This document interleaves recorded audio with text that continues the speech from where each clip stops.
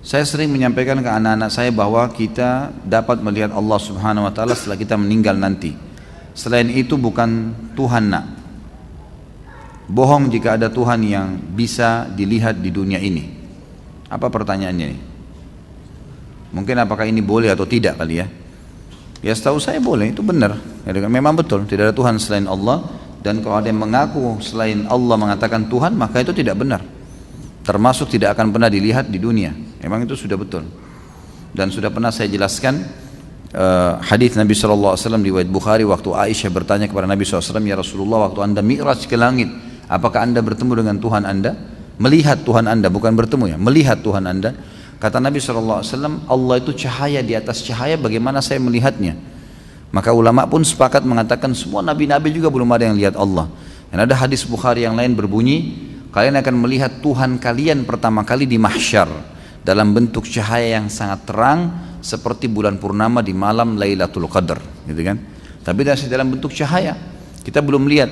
Lalu riwayat lain menguatkan kalian akan berbicara dengan Tuhan kalian tanpa ada penterjemah, gitu kan?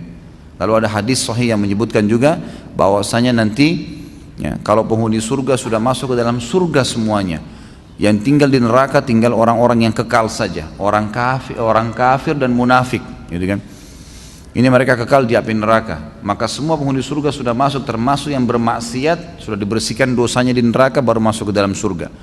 Allah SWT mengumpulkan mereka lalu berkata, apakah kalian sudah puas dengan nikmat yang saya berikan?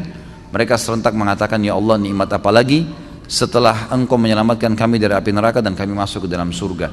Lalu Allah SWT mengangkat hijabnya, lalu mereka pertama kali, kata Nabi SAW, melihat wajahnya Allah. Dan serentak mereka berkata, ya Allah, tidak ada nikmat yang mengalahkan melihat wajahmu yang mulia ini. Berarti memang di sini kita lihat Allah Subhanahu wa taala dalam riwayat-riwayat ini disebutkan akan kelihatan nanti di akhirat dan hanya akan dilihat oleh ahli surga. Sampai kalau kita baca buku-buku tentang surga, kayak pernah buku-buku yang saya sebutkan ada Tamasya ke Surga, ada Rasulullah SAW cerita tentang surga, beberapa buku tentang surga yang disebutkan yang sudah diterjemahkan ke bahasa Indonesia, itu semuanya sepakat menyebutkan nikmat terbesar di surga adalah melihat wajahnya Allah yang mulia. Maka sudah tepat kalau kita katakan Tuhan tidak ada kecuali Allah, dan Tuhan itu hanya akan kelihatan di akhirat, dan hanya kalau ada yang terlihat di dunia berarti itu bohong, itu bukan Tuhan. Itu betul, karena memang ada dalil sahih yang menjelaskan masalah itu. وخلق الجن من